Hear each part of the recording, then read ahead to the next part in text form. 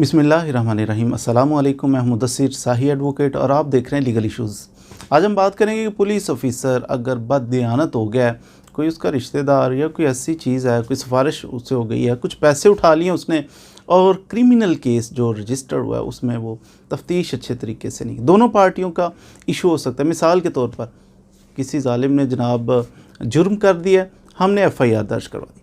अब FIR करवाई है, इसका भी रिश्तेदार हो सकता है, जो मुलजिम है उसको नुकसान पहुंचा रहा है, अनड्यू फेवर दे रहा है उस बंदे को। या ये हो सकता है कि जो मुलजिम है उसके साथ कोई पैसे ले लिए, उसने कोई रिश्तेदारी निकल आई है, कोई सिफारिश हो गई है, तो ये जो कंप्लेनेंट है, मुद्दई है, इसको नुकसान पहुंचा रहा है। इसको इन्वेस्टिगेशन सौंपी गई कि आप तफ्तीशी अफसर बन गए इस केस के, आपने तफ्तीश करनी है। तफ्तीश क्या करना है? Collection of evidence. इसने गवाहान के बयानात ये जनाब नोट कर रहा है, स्टेटमेंट उनकी नोट कर रहा है, मौके पे जा रहा है जनाब, उधर से जो खोल बरामद हो रहा है, कुछ ऐसी चीज़ें, कोई एविडेंस, शहादतें इकट्ठी कर रहा है, तो इन्वेस्टिगेट करके इसने अदालत में देनी है, उसकी बेसिस पे फैसला होना। लेकिन ये बंदा कर रहा है कुछ थोड़ी सी ख़राबी, तो बंदा जो इन्वेस्टिगेटिंग ऑफिसर है, ये बंदा जो तफ्तीशी अफसर है, तफ्तीश में ख़राबी कर रहा है। अब इसका बंदा परेशान ना हो, यार ये तो बड़ी ख़राबी कर रहा है, अब क्या करें? अब ये करें जो हम आपको बताने लगे।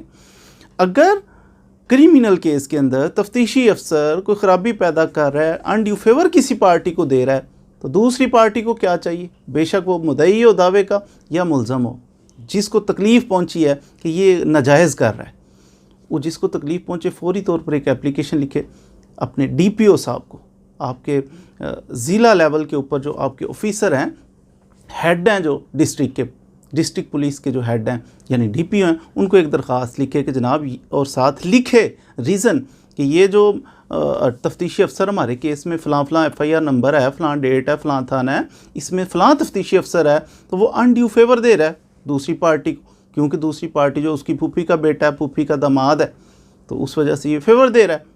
तो कोई रीज़न भी लिखें आप। रीज़न लिखने के बाद आप एप्लीकेशन मूव जब करेंगे, 7 दिन के अंदर अंदर हेड ऑफ डिस्ट्रिक्ट पुलिस जो है 7 दिन के अंदर अंदर उसका फ़ैसला करना उसने, लेकिन ख़ुद नहीं करना, एक बोर्ड कॉन्स्टिट्यूट करेगा।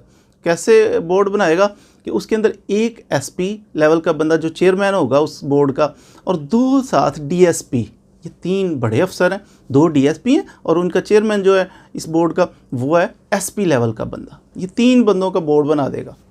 इसको कहते हैं डिस्ट्रिक्ट स्टैंडिंग बोर्ड।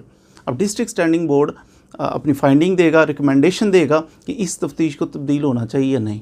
7 दिन के अंदर अंदर हेड ऑफ डिस्ट्रिक्ट पुलिस जो है, ये 7 दिनों के अंदर अंदर फैसला करेगा कि ये तफ्तीश इस तफ्तीशी से तब्दील होकर किसी और को मिलनी चाहिए या नहीं मिलनी चाहिए। जो भी फैसला ये चाहे करे, लेकिन साथ रीज़न रिकॉर्ड करेगा, रीज़न लिखेगा, वजह लिखेगा कि ये वजूहात हैं जिसकी बिना पर मैं ये इस नतीजे पर पहुंचा हूँ, ये तफ्तीश इस ऑफिसर से लेके किसी और को दे। किसी और को किसको? या तो सेम रैंक का, अगर सब इंस्पेक्टर कर रहा है तो किसी और सब इंस्पेक्टर को दे देगा, या अगर ASI कर रहा है तो सब इंस्पेक्टर, उस लेवल का कम अज़ कम बंदा हो जिसको तफ्तीश तब्दील होकर जा रही है, या उससे बड़े लेवल का हो, इसको तफ्तीश जाए।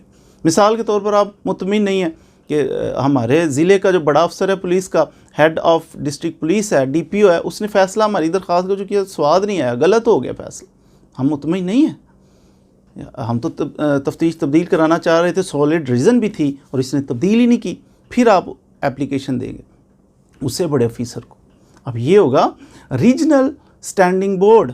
Regional standing board, regional police officer RPO जो है उसको एप्लीकेशन देंगे, वो भी 7 दिनों के अंदर अंदर इसका फ़ैसला करने का पाबंद है, और 7 दिनों के अंदर अंदर ये भी एक बोर्ड बनाएगा।